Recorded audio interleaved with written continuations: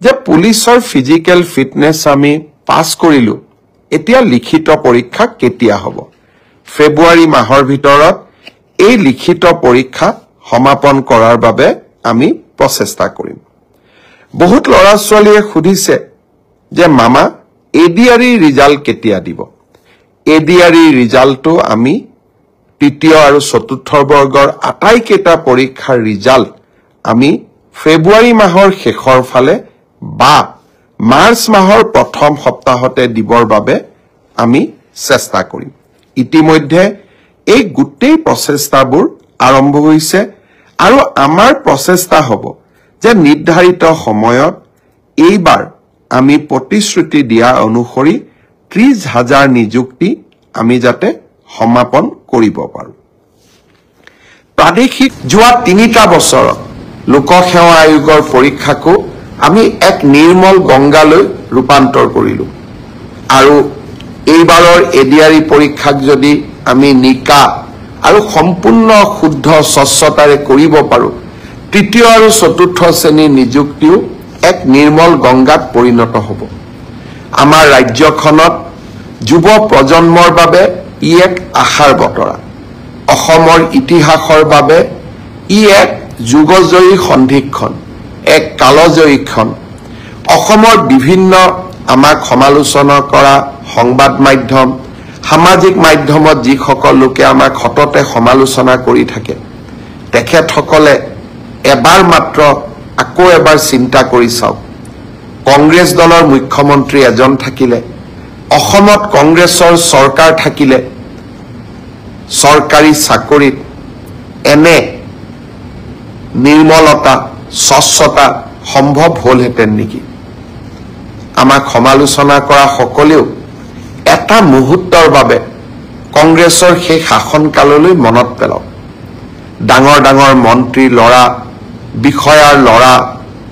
ধনী আধ্যবন্ত পৰিয়ালৰ লৰা ছোৱালী 1 কোটি টকাৰ লৈ উপঢৌকন ৰাকেশ পালৰ দৰে ব্যক্তিৰ সৃষ্টি আৰু অসমৰ দৰিদ্ৰ মধ্যবিত্ত সমাজখনত অগাধ লুণ্ঠন এই কংগ্ৰেছৰ শাসনকালৰ স্বাক্ষৰ আছিল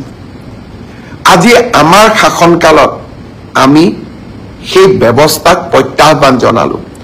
সেই ব্যৱস্থাক আমি সফলতাৰে পৰিৱৰ্তন কৰিলো আৰু আজি সমগ্ৰ দেশেই স্বীকাৰ কৰিবলৈ বাধ্য হৈছে যে আজি অসমৰ চৰকাৰে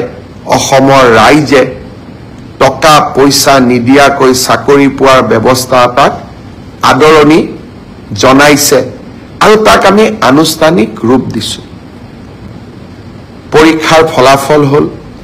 এইবাৰ এই পৰীক্ষাৰ ফলাফলত দুটা নতুন বৈশিষ্ট্য আছিল যোৱা কিছুদিন আগতে কেবিনেটত আমি এটা সিদ্ধান্ত লৈছিলো অসমৰ আটাইতকৈ আদিমতম আৰু আটাইতকৈ প্ৰাচীন জনগোষ্ঠী দুটাই আছিল মৰাণ আৰু মটক যিকোনো কাৰণতে শৈক্ষিকভাৱে পিছপৰি থকা বাবে সেই জাতিটোৰ পৰা আজিও এজন দুইটা জনগোষ্ঠীৰ পৰা আজিও এজন মেজিষ্ট্ৰেট বা ডিএসপি বা লোকসেৱা আয়োগত পৰীক্ষা পাছ কৰা যুৱক যুৱতী আমি ভবা ধৰণে নিৰ্মাণ কৰিব পৰা নাছিলো মই এবাৰ প্ৰতিশ্ৰুতি দিছিলো যে মৰাণ জনগোষ্ঠীৰ বাবে এটা মেজিষ্ট্ৰেটৰ পোষ্ট আৰু তেওঁলোকৰ বাবে এটা ডিএসপিৰ পোষ্ট ইতিমধ্যে 1,54,000 যুৱক যুৱতীয়ে নতুনকৈ এই আত্মনিৰ্ভৰ অভিযানৰ বাবে আবেদন কৰিছে এই বছৰ আমি ৭৫,000 যুৱকক 1 লাখ টকা প্ৰথম কিস্তিত দ্বিতীয় কিস্তিত 1 লাখ টকাকৈ আগবঢ়াম ইতিমধ্যে যি 1,54,000 যুৱক যুৱতীয়ে পঞ্জীয়ন সমাপ্ত কৰিলে এতিয়া তেওঁলোকৰ বাবে আবেদনৰ সময় আৰু তেওঁলোকে অহা 1 জানুৱাৰীৰ পৰা আবেদন কৰাৰ সুবিধা পাব 1 তাৰিখে অহা 1 জানুৱাৰী তাৰিখে আমি এই আবেদনৰ পোৰ্টেলটো মুকলি কৰি দিম মিউচুৱেল ট্ৰান্সফাৰৰ পোৰ্টেলো মুকলি হ'ব আৰু সমান্তৰালভাৱে মুখ্যমন্ত্ৰীৰ আত্মনিৰ্ভৰ অভিযানৰ আবেদনৰ পোৰ্টেলো আমি 1 জানুৱাৰী তাৰিখে মুকলি কৰি দিম 1 তাৰিখে অহা 1 জানুৱাৰী তাৰিখে আমি এই আবেদনৰ পোৰ্টেলটো মুকলি কৰি দিম মিউচুৱেল ট্ৰান্সফাৰৰ পোৰ্টেলো মুকলি হ'ব আৰু সমান্তৰালভাৱে মুখ্যমন্ত্ৰীৰ আত্মনিৰ্ভৰ অভিযানৰ আবেদনৰ পোৰ্টেলো আমি 1 জানুৱাৰী তাৰিখে মুকলি কৰি দিম ইয়াৰ পিছ জৰিয়তে কোনোবা চৰকাৰী কৰ্মচাৰীয়ে কৰ্মৰত অৱস্থাত যদি মৃত্যুমুখত পৰে তেওঁলোকে 5 লাখ টকাৰ পৰা 10 লাখ টকা তেওঁলোকৰ পৰিয়ালে অতিৰিক্ত লাইফ ইন্সুৰেন্স পাব চৰকাৰৰ পৰা পোৱা সহায়ৰ উপৰিও দুৰ্ঘটনাজনিত কাৰণত মৃত্যু হলে 1 কোটি টকা পৰিয়ালটোৱে পাব আৰু যদি দুৰ্ঘটনাত পাৰ্মানেন্ট ডিজেবল হয় তেতিয়াও তেওঁলোকে 70 লাখ টকা তেওঁলোকে পৰিয়ালটোৱে লাভ কৰিব লখিমপুৰৰ কেবিনেট সিদ্ধান্ত হোৱাৰ পিছত আমি বেংকসমূহৰ লগত নিৰন্তৰভাৱে আলোচনা কৰিলো অহা 1 তাৰিখে 1 জানুৱাৰী তাৰিখে নতুন বছৰৰ আৰম্ভণিতে state bank of India union bank of India আৰু আন কেইবাটাও বেংক য'ত নেকি আমাৰ চৰকাৰী কৰ্মচাৰীসকলে দৰমহাৰ লেনদেন কৰে তেওঁলোকৰ লগত আমি বুজাবুজিৰ চুক্তি স্বাক্ষৰ কৰিম অৰ্থাৎ 1 তাৰিখৰ পৰাই এই কেবিনেট সিদ্ধান্ত কাৰ্যকৰী হ'ব শ্ৰদ্ধাৰ অসমবাসী ৰাইজ মুখ্যমন্ত্ৰীৰ আত্মনিৰ্ভৰ অভিযান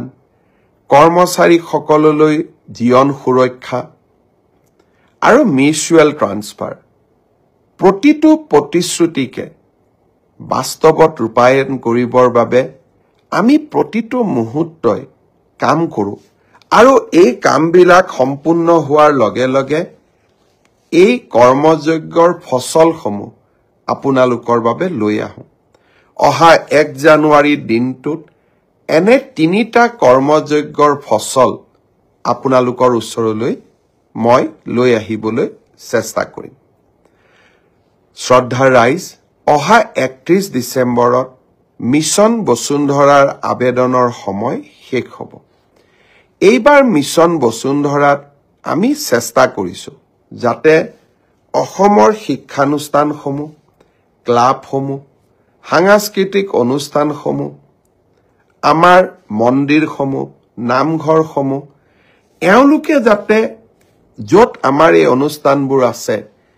এই মাটিবোৰ যাতে আমি ম্যাদী পট্টা কৰি ল'ব পাৰোঁ তাৰ কাৰণে আমি কেবিনেটত সিদ্ধান্ত লৈছিলো যে লগে লগে পঞ্জীয়ন নম্বৰটো নালাগে